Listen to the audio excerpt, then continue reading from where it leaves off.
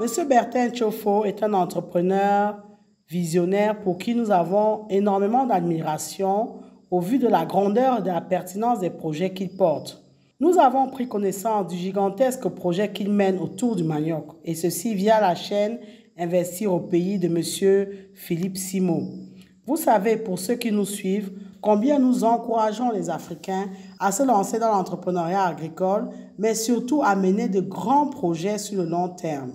On a d'ailleurs fait une vidéo pour intituler « Commencer petit mais rêver grand ». Il faut toujours rêver grand. Le continent africain a vraiment besoin de grands et vrais projets. Nous sommes beaucoup dans les petits projets, dans l'artisanat et tout. Ce qui fait que nous sommes admiratifs devant les grands et devant les vrais entrepreneurs. Et M. Bertin Tchofo en est un. Le projet de M. Tchofo autour du manioc est un excellent projet. Un excellent projet agricole avec une grande vision. Et il fait toute la chaîne, de la fourche à la fourchette. C'est impeccable. Ce n'est pas de la théorie, c'est du concret. Vraiment, l'idée de la fourche à la fourchette est déroulée dans ce projet. Ce n'est pas un rêve, c'est de la réalité. Il a conçu et réalisé à partir de zéro son usine de transformation du manioc. Non seulement il cultive lui-même le manioc, mais effectivement, il a conçu et mis sur pied son usine de transformation du manioc. Et cette usine a été développée en Inde. Oui, il a osé, il a pris un gros risque, mais son projet est opérationnel. Les sacs de farine de manioc sont disponibles à notre portée. Vous l'avez compris, non seulement M. Bertin Tchofo cultive le manioc, mais il s'est donné les moyens de transformer lui-même sa production. Et parmi les produits issus de la transformation du manioc, on a donc la farine de manioc et surtout la farine panifiable de manioc. Et c'est là où est véritablement le point fort de son projet. Il fait la farine panifiable de manioc. La farine panifiable sert à faire du pain. C'est une farine fine. Elle est un peu plus fine que la farine, que le foufou, que la farine de manioc qu'on connaît. Il produit également le foufou, hein. Il produit également la farine de manioc que nous connaissons pour faire le couscous. Mais il propose également la farine panifiable. La farine panifiable qui remplace valablement la farine de blé. Et vous avez compris l'enjeu d'un tel projet pour notre continent. C'est que la farine panifiable de manioc va permettre, in fine, de limiter les importations futures de farine de blé. Voilà l'enjeu d'un tel projet. Et voilà là où vraiment le projet est novateur et le projet est intéressant. Parce que nous, à AgriTV Web, nous sommes conscients que si l'information sur l'existence de la farine panifiable de manioc est convenablement véhiculée, et si le consommateur est convaincu que c'est une farine qui est capable de remplacer la farine de blé, vraiment nous aurons fait un grand pas de cette dépendance vis-à-vis de ces farines de céréales-là. Et c'est parce que nous sommes convaincus de cela que nous avons dit nous allons travailler effectivement à véhiculer effectivement l'information. Sur cette chaîne, nous avons fait plusieurs vidéos pour prouver que les tubercules peuvent véritablement faire concurrence aux céréales. Et on le redit, c'est un projet impeccable. Cet entrepreneur a une grande vision à laquelle on ne peut qu'adhérer. Et c'est fort de cela qu'après avoir vu donc une énième vidéo de M. Philippe Simo sur les beignets qui étaient fabriqués avec cette farine sur sa chaîne, nous avons pris la décision d'aller visiter et consommer ces produits au point de vente indiqué au boulevard du 20 mai à Yaoundé. Malheureusement, nous n'avons pas eu la chance, chaque fois que nous sommes passés, parce qu'à chaque fois, le point de vente était fermé, donc pas moyen de consommer ces beignets-là. Il y a quelques jours, c'est par un pur hasard que nous avons découvert une grande boutique de l'entreprise à un carrefour. Et cette boutique était bien animée. Et c'est là l'animation qui nous a interpellés et on a cherché à savoir de quoi il s'agissait. Et quelle surprise, effectivement, c'était le point de vente de l'entreprise. Et dans ce point de vente-là, on trouvait tous les produits de l'entreprise, y compris donc la farine de manioc. Quelle n'était pas notre joie? Surtout que c'est fortuitement qu'on a découvert ce point de vente-là. Nous avons ainsi décidé, ayant vu un très grand point de vente, nous avons décidé effectivement de faire une vidéo dessus, de joindre notre voix à celle des autres youtubeurs pour porter ce projet haut et faire savoir aux internautes vraiment à grande échelle que la farine panifiable de manioc existe, elle est disponible et vous pourrez vous procurer cette farine immédiatement dans un des points de vente. Vous pouvez également acheter les produits de boulangerie et de viennoiserie fabriqués à base de cette farine-là. Ça va vous permettre d'être convaincu que cette farine est parfaite et a une bonne tenue. Nous avons d'ailleurs acheté du pain. Nous avons mangé ce pain fait à base de farine de manioc, vraiment impeccable. Malheureusement, on ne peut ne pas le souligner, ce ne serait pas honnête de notre part, parce que nous estimons que la critique aussi, quelque part, est constructive, ou alors les remarques peuvent être constructives. Malheureusement, on doit le reconnaître. Nous avons été un peu déçus de l'accueil qui nous a été réservé. Oui, l'enthousiasme que nous avions a été un peu refroidi par rapport aux interlocuteurs que nous avons eus. Mais ce que nous retenons effectivement, c'est que nous avons compris encore une fois ce que nous savons déjà. Les ressources humaines sont les talons d'Achille des projets dans nos pays. Le personnel n'a aucune idée des enjeux des porteurs de projets, aucune. Pendant que nous sommes sur le terrain, nous sommes fiers de voir qu'il existe une porte de sortie réelle à cette dépendance aux céréales, aux farines de céréales, etc. Mais le personnel même ne mesure même pas pourquoi nous sommes aussi contents. Ils ne mesurent pas les enjeux. Ils ne comprennent même pas pourquoi on s'intéresse à la limite au projet. Nous nous sommes présentés, on a présenté la chaîne. On leur a même donné le nombre d'abonnés. On a dit on a 115 000 abonnés, sans compter ceux qui regardent sans être abonnés. Pour préciser que, bon, on a quand même une petite audience et peut-être une petite crédibilité. On a précisé qu'on était là pour parler du projet parce qu'on était admiratif du fait qu'il existe dans cette farine panifiable. On a eu à faire des vidéos sur le manioc. On a eu à faire des vidéos, il y a même plusieurs années, des vidéos où on disait justement qu'un des enjeux de la culture du manioc, c'est d'arriver à faire la farine panifiable. C'est pourquoi d'ailleurs ce projet nous a interpellés.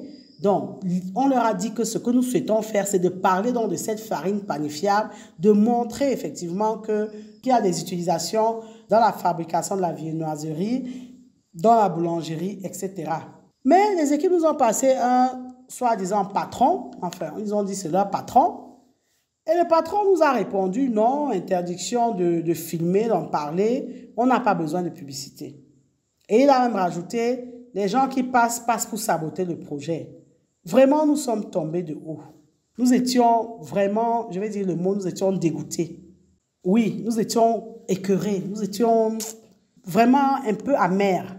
Bon, on a très vite balancé ça avec le fait que c'est pas le promoteur. On s'est dit, c'est pas le promoteur. Parce qu'il y a un réel gap entre le promoteur du projet, le monsieur que nous écoutons, que nous suivons avec passion sur YouTube ou sur d'autres chaînes, qui est monsieur Tchofo, et son personnel. Il y a un gap entre la vision de ce promoteur qui lui-même communique. S'il ne voyait pas l'importance du projet, il communique sur son projet avant même la naissance de son projet. Combien de fois quand le projet est là, quand le produit est là, ce n'est pas lui qui dirait qu'il ne faut pas qu'on parle de son produit. Quel véritable gap entre la vision du promoteur et les hommes chargés d'accompagner et de porter cette vision. Comment est-ce possible d'entendre un patron, même si c'est le patron d'un point de vente, qui est censé vendre, faire connaître les produits, dire qu'il n'a pas besoin de publicité à quelqu'un qui est venu porter le projet, faire parler du projet, quand bien même nous aurions une chaîne d'un seul internaute, d'un seul abonné.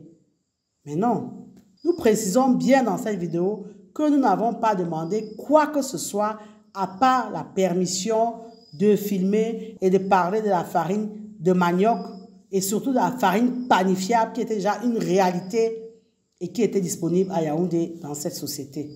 Et là, il nous paraît utile dans cette vidéo de rappeler une chose parce que l'objet de la vidéo, ce n'était pas de vous raconter ça. L'objet de la vidéo, c'était effectivement de faire un big up au promoteur, de porter haut cette farine panifiable là qui peut remplacer valablement la farine de blé et que tout le monde le sache, qu'on peut suppléer la farine de blé aujourd'hui avec la farine panifiable de manioc. Mais le but également, c'est d'interpeller les entrepreneurs et de rappeler que depuis 1886 jusqu'à ce jour, depuis 1886, pas 1986, 1886 jusqu'à ce jour, l'entreprise Coca-Cola communique. Cette entreprise, au bout de 138 ans, est une des entreprises les plus connues dans le monde. Mais cette entreprise ne cesse de communiquer et de faire la publicité sous diverses formes, sur diverses plateformes. Si on prend le digital, la chaîne YouTube de Coca-Cola, c'est 4 370 000 abonnés. C'est 4 500 vidéos. Ça, c'est la chaîne du groupe. Maintenant, vous avez des chaînes pays. Vous avez la chaîne YouTube Coca-Cola France, la chaîne YouTube Coca-Cola Belgique, Coca-Cola Corée, Coca-Cola USA, les chaînes pays. Si on prend il y a un mois à peine, une de leurs pubs a totalisé 111 millions de vues. C'est dire. Il est donc aberrant et il est même étonnant pour un patron, comme l'ont appelé ses collègues, de dire on n'a pas besoin de publicité, on n'a pas besoin de communiquer.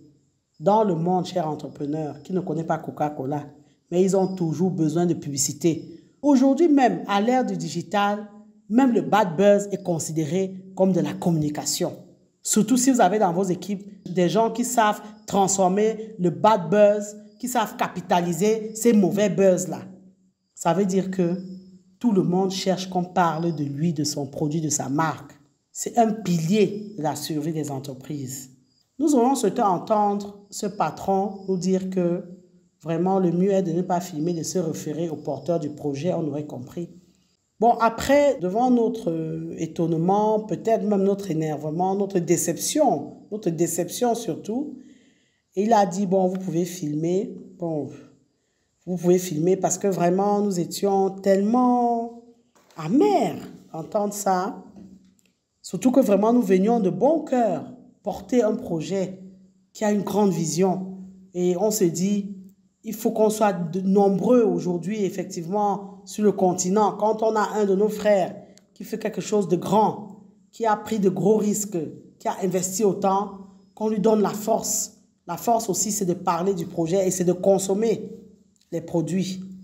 Tout ceci montre la réelle difficulté qu'ont les entrepreneurs d'Afrique subsaharienne en général et ceux du Cameroun en particulier en termes de ressources humaines capables d'accompagner leur vision, capables de mener avec eux leurs projets.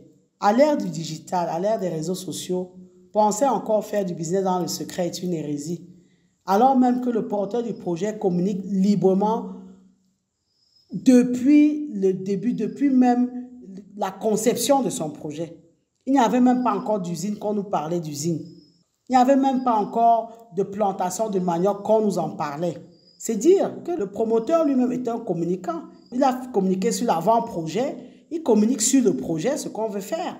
Et d'ailleurs, ce porteur de projet encourage d'ailleurs dans ses discours les agripreneurs à se lancer. Il est tellement ouvert qu'il va à coup sûr susciter des vocations. Et c'est parce que nous avons perçu d'ailleurs l'état d'esprit de M. Tchofo via ses interviews que nous ne pouvons que l'encourager et lui donner la force.